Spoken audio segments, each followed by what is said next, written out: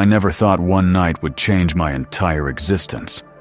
I woke up in a place no human should ever see, surrounded by blinding light, shadows with enormous eyes watching me.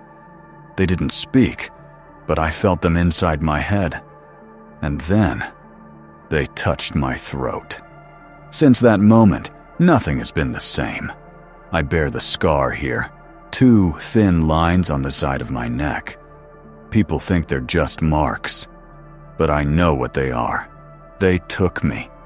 They experimented on me. And when they were finished, I could do something no human should be able to do. I can breathe underwater. I've stayed silent for too long. But tonight, I'll tell you everything they showed me. The horrors, the experiments, and the secret that made me realize we were never meant to stay on land. Subscribe and stay with me, because what I'm about to share is the kind of truth they never want you to hear. It started as an ordinary night. I had just finished a long shift, dragging my tired body home through empty streets. The air was cool, the world quiet, too quiet. My dog walked beside me, restless, ears twitching at sounds I couldn't hear. I thought it was nothing. Then the streetlights flickered. One by one, they snapped off, plunging the road into darkness. My phone screen dimmed and died in my hand, though the battery had been full. The silence thickened into something oppressive, a weight pressing down on me. My dog whined, tail between its legs, then let out a long, mournful howl. And that was when I saw it. A beam of light cut through the night sky, impossibly bright, blinding, pouring down from above. It wasn't like a spotlight. It was alive, pulsing with strange colors I couldn't name. My chest tightened as every instinct screamed at me to run. But when I tried, my body froze. My legs refused to move, my arms locked stiff at my sides. Panic clawed at my throat, but even that I couldn't release. I was trapped in silence, my own body no longer mine. The dog barked once, then vanished into the shadows. I couldn't even turn my head to see where it went. And then the beam swallowed me. I felt my feet leave the ground, gravity dissolving as I floated upward, pulled into the light. My heart slammed against my ribs, but I couldn't breathe, couldn't scream. The world below shrank, the pavement and houses disappearing into a blur. I remember only fragments after that. Shadows moving in the brilliance, outlines that weren't human, long and angular, with eyes that glowed like polished obsidian. Their faces were wrong, too smooth, too still, like masks stretched over something alive. I blinked, and the world around me shifted. I was no longer outside. I lay on a smooth metallic surface in a room that glowed without any visible source of light. The walls curved inward like the inside of a dome, impossibly white and cold. Around me, others were scattered on similar tables.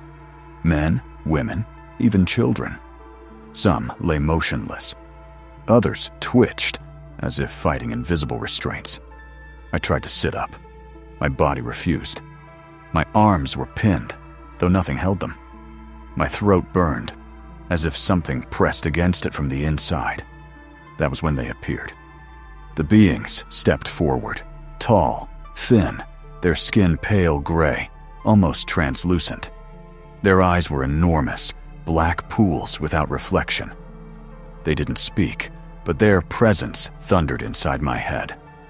1,000 alien thoughts flooded me all at once. Cold, mechanical, incomprehensible.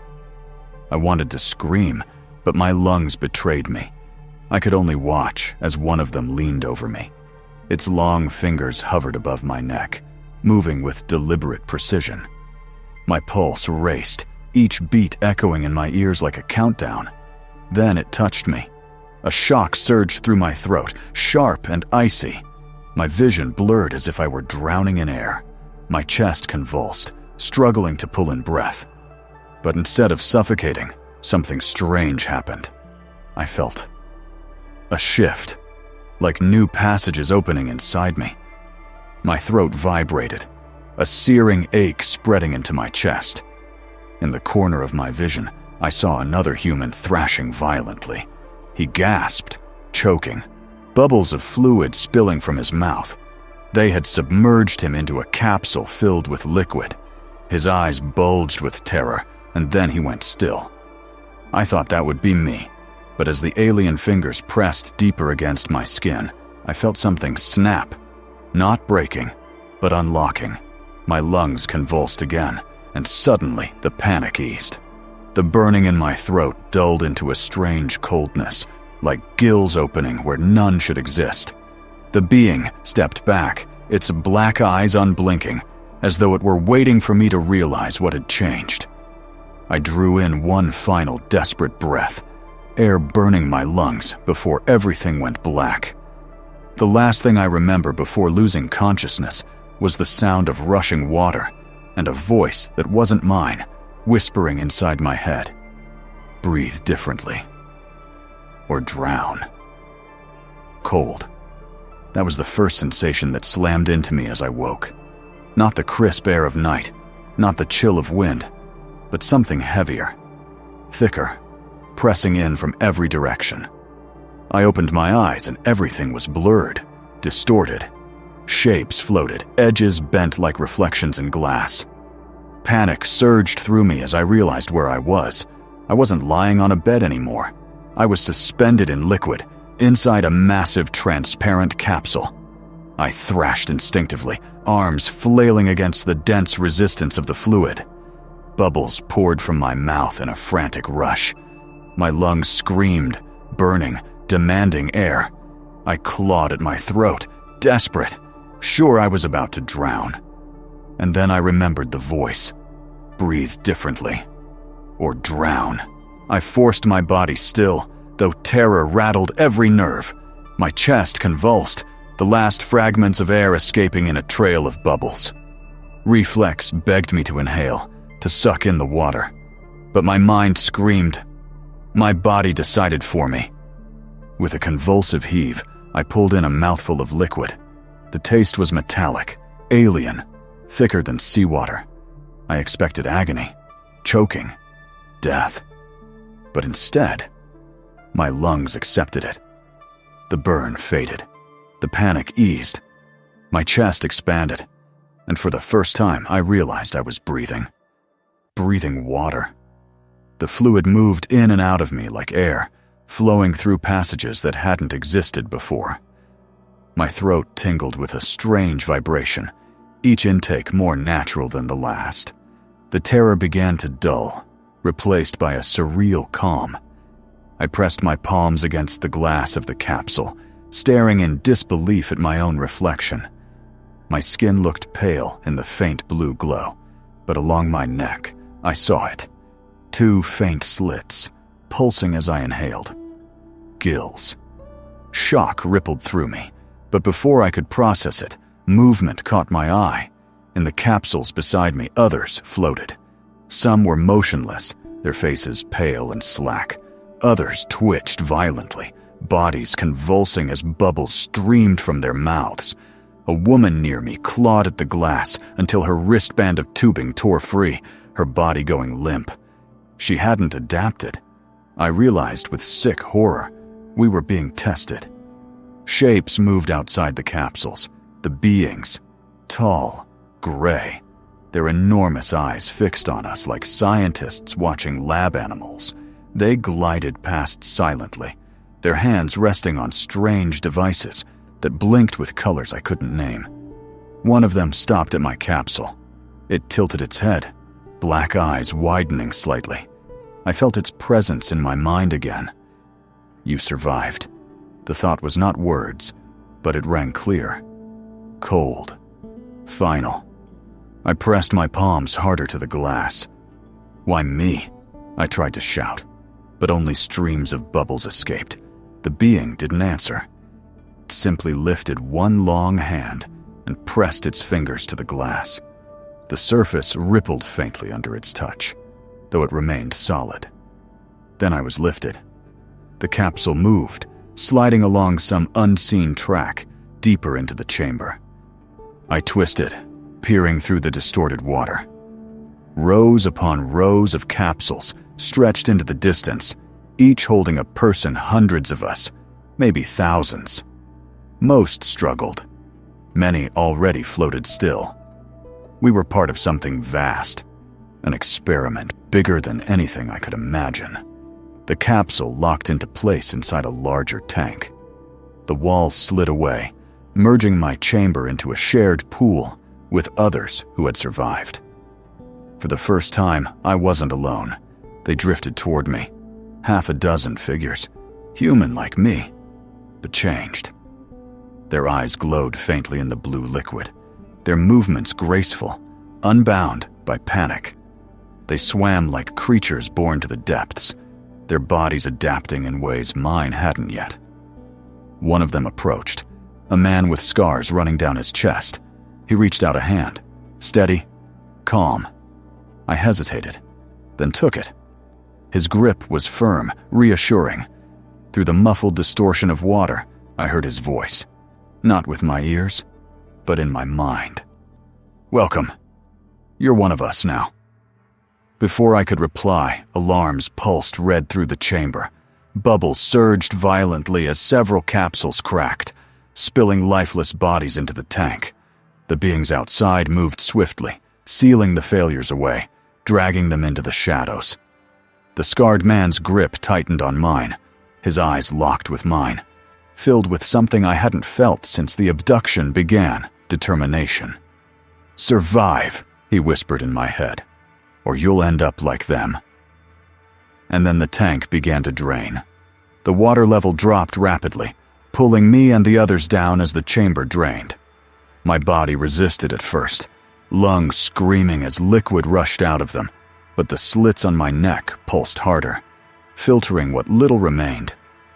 Somehow, impossibly, I still breathed, even as the last streams of water trickled away.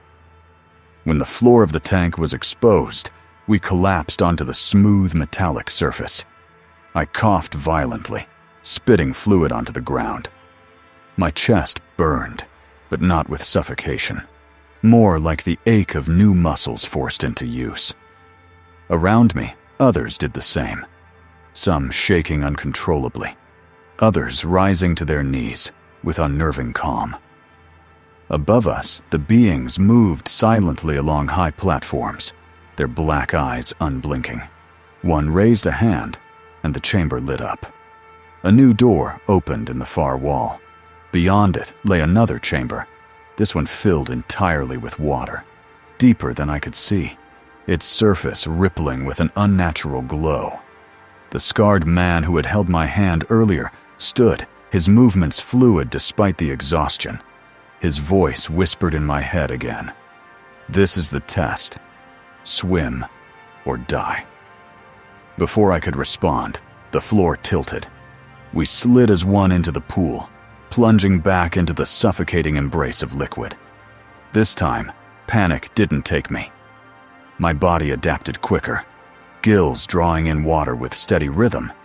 My limbs, heavy and awkward at first, began to respond differently.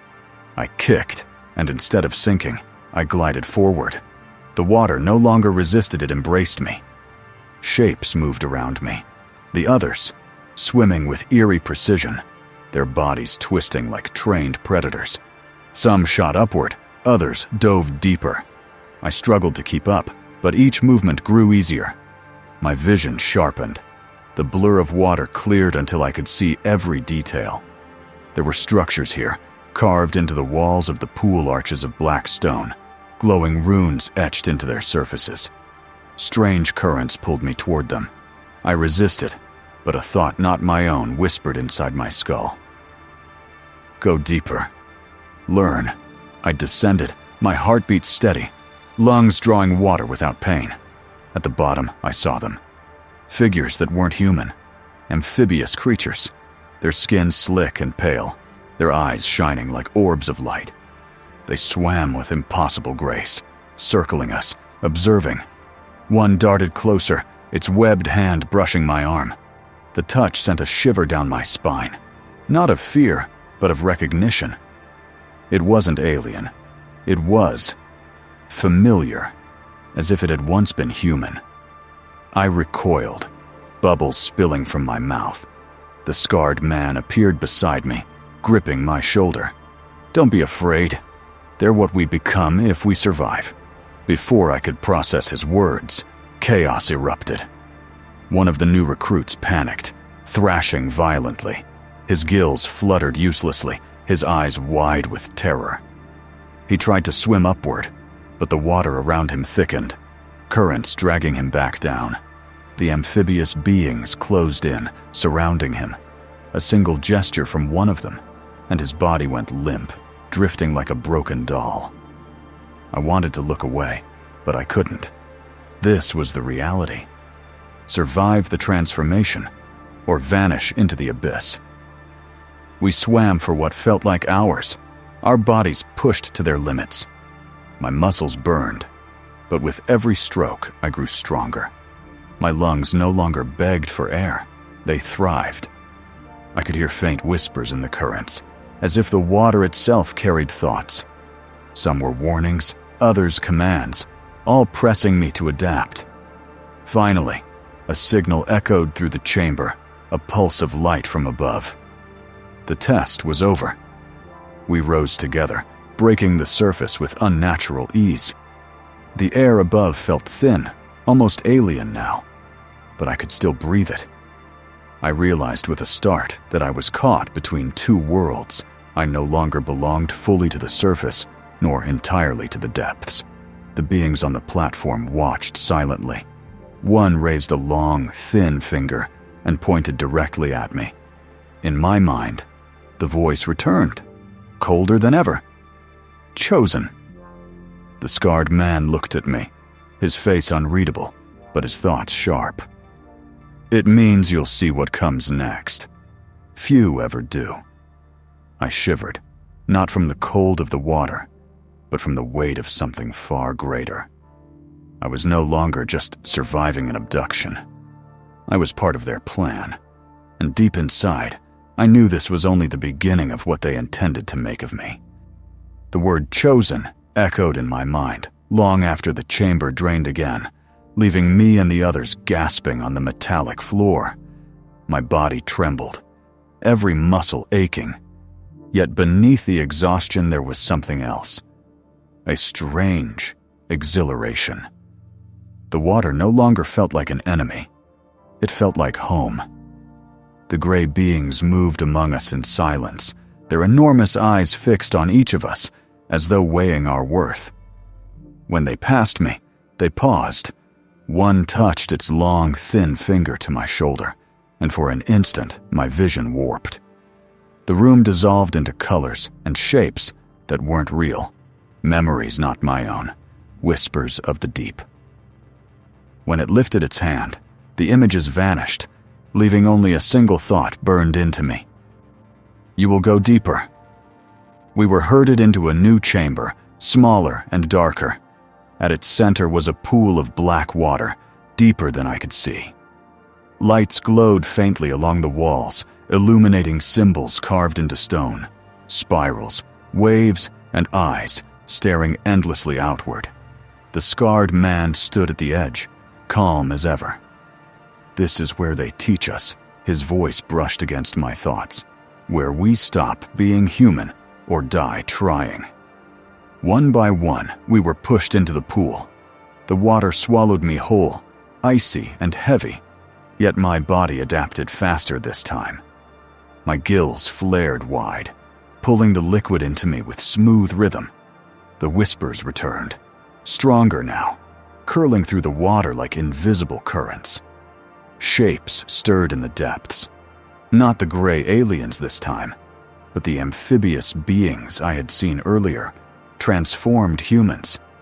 Their movements were hypnotic, graceful beyond anything I could imagine.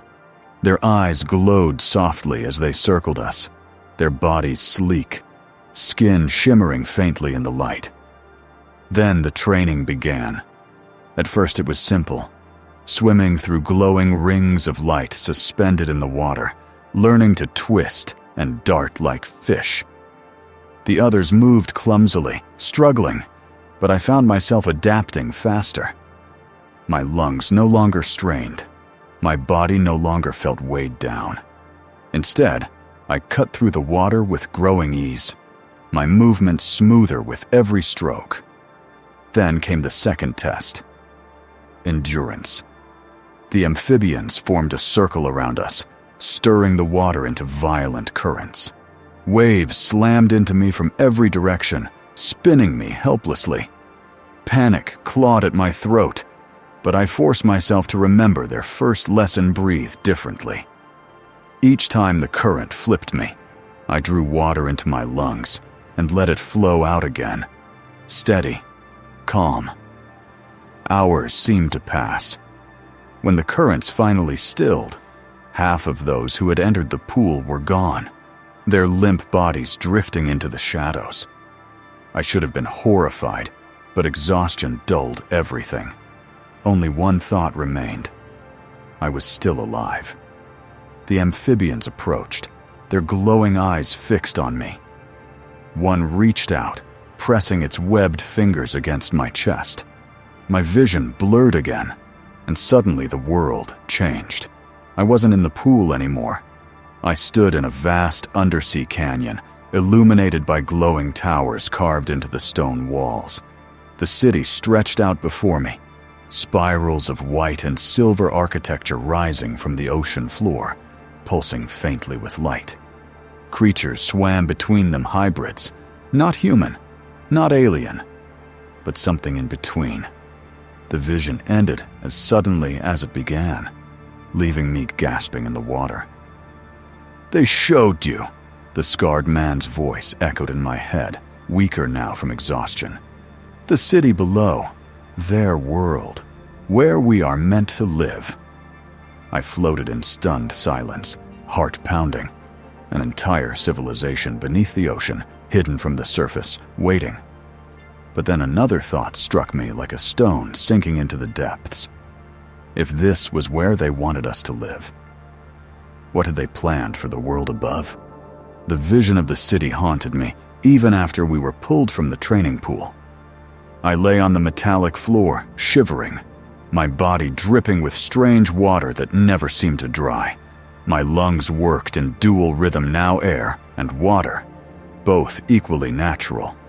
But it wasn't my body that terrified me. It was the truth they had shown me. An entire world beneath the sea. For the first time, one of the amphibians approached us outside the water. Its tall, lean body glistened in the artificial light, droplets sliding off its skin. Its webbed hands moved with an unsettling grace as it lifted its head. Its voice didn't come from its mouth. It poured directly into my mind. "You are here because the surface is dying." The words struck me like a weight. The scarred man met my gaze, his face grim, as though he had heard this before. "The oceans hold what the surface cannot.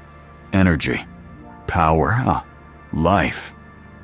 The amphibian gestured with one hand, and the walls of the chamber shimmered. Images appeared. Vast storms swallowing cities, fires raging through forests, land crumbling into deserts. Then the view plunged beneath the waves, revealing glowing fissures in the ocean floor, pulsing with a blue light that seemed alive. "We call it the heart," the voice continued. "It keeps the planet alive. But it is unstable. Only those who adapt can reach it. Only those who can breathe as we do." I stared, frozen. Was this why they had changed us? Was this why they had carved gills into my neck? To send us into the depths after this so-called heart? Others murmured in panic, their fear echoing inside my head. One woman clutched her throat, shaking. "We're just tools to them." "Experiments." The amphibian turned its black, glowing eyes toward her. For a moment, I thought it might strike her down. Instead, it simply whispered, "Not tools. Keys." The chamber went dark. We were moved again. herded through narrow tunnels into a new hall. This one was lined with glass capsules, each filled with figures suspended in water. At first I thought they were more humans like us. But as I drew closer, my stomach twisted. Their faces were distorted, stretched, their limbs bent at unnatural angles, some sprouting thin fins, others developing scales. They weren't alive. They weren't dead. They were trapped in between, as if frozen mid-transformation. I stumbled back, bile rising in my throat. This is what happens if we fail. The scarred man placed a hand on my shoulder, his voice hard in my mind. No, this is what happens when they push too far. We are expendable to them. Always remember that. I wanted to argue, to demand answers. But then something caught my reflection in the glass. I froze. My face stared back at me, but it wasn't my face.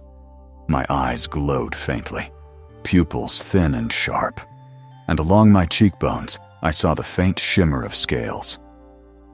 No, I whispered, though the sound drowned in the silence of the hall. The scarred man pulled me away. His voice was softer now. It's already happening. They're not just teaching us to breathe.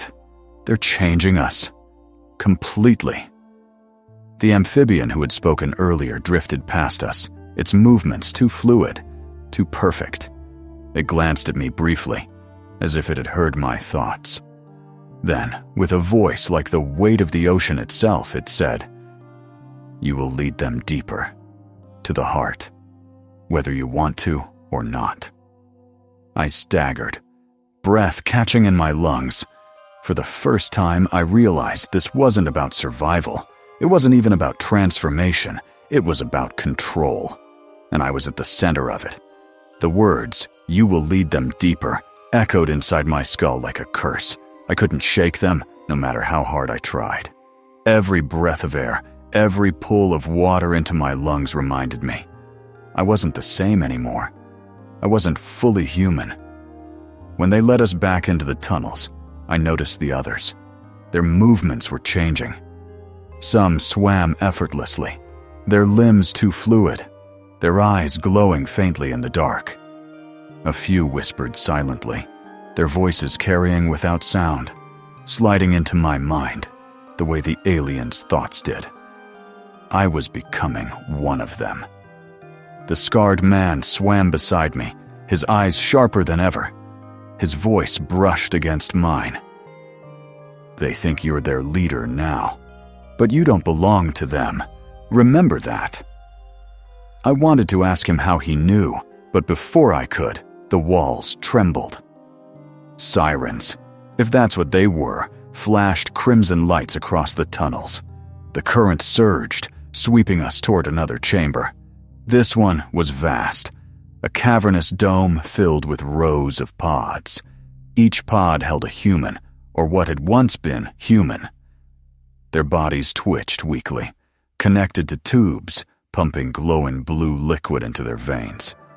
Some were already more fish than human. Some were barely recognizable. Rage boiled in me. We were cattle, lab animals, disposable. The amphibians stood above us on platforms, watching, directing. Their presence pressed against my mind, a suffocating weight. One of them fixed its gaze on me, and the pressure grew unbearable. "Accept your purpose," it whispered into my head, "or drown in failure." Something inside me snapped. I lunged forward, ripping the tube from my arm that tethered me to their machines. Pain shot through me, but it didn't matter. I had to get out. I had to escape. The scarred man shouted in my mind, "What are you doing? They'll kill you." But I didn't stop. I swam hard, muscles burning, lungs pulling water with a rhythm that felt too natural now. The chamber's exit loomed ahead, a massive gate of black stone, closing fast. Behind me, chaos erupted. Other recruits thrashed, torn between fear and instinct. The amphibians leapt into the water, moving like predators. Their hands crackled with strange light, sending currents of pain that paralyzed those they touched. One reached me. Its long fingers grazed my arm and agony exploded through me. My body stiffened, lungs seizing. I thought it was over. Then I saw the scarred man. He rammed into the creature, forcing it back. His voice echoed in my head, ragged but fierce. "Go! Don't waste this chance!" I tore free, every nerve screaming, and pushed myself harder. The gate was almost shut now, only a narrow gap left. My muscles screamed, my vision darkened. I slipped through just as it closed. Darkness swallowed me. I floated in a narrow tunnel, the current dragging me relentlessly forward. Behind me, the muffled sounds of alarms and screams faded. For the first time since the abduction, I was alone. I swam blindly, the tunnel twisting endlessly, until at last it opened into something vast. The ocean. I hovered in the open water, staring out into a darkness that seemed endless. Shadows moved far below, massive shapes gliding through the deep. My chest heaved as I realized I was free. But freedom came with a price, because as I drifted there, staring into the abyss, I felt it, the organ inside me, the gills on my neck. They weren't just changes, they were bonds, leashes. And even here, in the open ocean, I couldn't shake the thought pressing into my mind. They were still watching. I swam until my muscles screamed for rest, until my mind was nothing but a blur of movement and pain. The endless black of the ocean pressed in on me from every side, broken only by the glow of strange creatures drifting in the abyss. Some were larger than houses, their translucent bodies pulsing with alien light. Others darted like shadows, vanishing before my eyes, but none of them frightened me as much as the silence. The voices of the aliens had faded, yet their weight lingered in my skull. I knew it was only temporary. They could reach me whenever they wished. I wasn't free. Not really. Upward. That was my only thought. I swam with every ounce of strength left in me, gills pumping as the water thinned. My chest burned, not with suffocation, but with the strange rhythm of my dual lungs fighting each other. Part of me craved the air above. Part of me wanted to stay submerged forever. At last, I broke the surface. The world exploded into light. Moonlight shimmered across rolling waves, painting the sea silver. I gasped, sucking in air, my chest expanding painfully as I coughed up the last of the liquid. For a moment I lay there, floating, half in the ocean, half in the sky. I thought I was safe, but then I saw my reflection. The water rippled gently, and in its shifting mirror, my face stared back at me. Not the face I had known. My eyes glowed faintly in the dark, pupils stretched into thin slits. Along my neck, the gills pulsed rhythmically, opening and closing like mouths of their own. My skin shimmered with a faint pattern of scales when the moonlight touched it. I wasn't just changed, I was something else entirely. On the horizon, lights flickered. A coastline, civilization. My heart leapt. Maybe I could find help. Maybe I could warn someone. But as I swam closer, a sickening thought struck me. What would they see when they looked at me? A survivor? Or a monster? I hesitated, treading water, torn between the land I had once known and the ocean that now called to me. The waves rocked me gently, whispering in voices only I could hear. The scarred man's words came back. We're not just experiments. We're becoming something new. And then, as if to prove him right, pain surged through my chest. The organ inside me pulsed violently, sending ripples of light through my veins. My vision blurred, the sky spinning above me. I gasped, clutching at my throat as the whispers grew louder. You are ours. You will return. I screamed, but the sound was lost in the roar of the sea. When the pain faded, I floated limply, staring at the stars. They looked so far away, yet I knew the beings who had taken me came from somewhere beyond them. They had changed me for a reason, and that reason was only beginning. I dragged myself onto a rocky shore as dawn painted the horizon. My legs trembled, barely holding me upright. Villages lay beyond the cliffs, but I couldn't go to them. Not yet. I wasn't one of them anymore. I looked at my hands human, but not. My reflection in the tidal pools told the truth. I had survived their experiments, but I wasn't free. I was the first of something new, and deep inside I knew they would come back.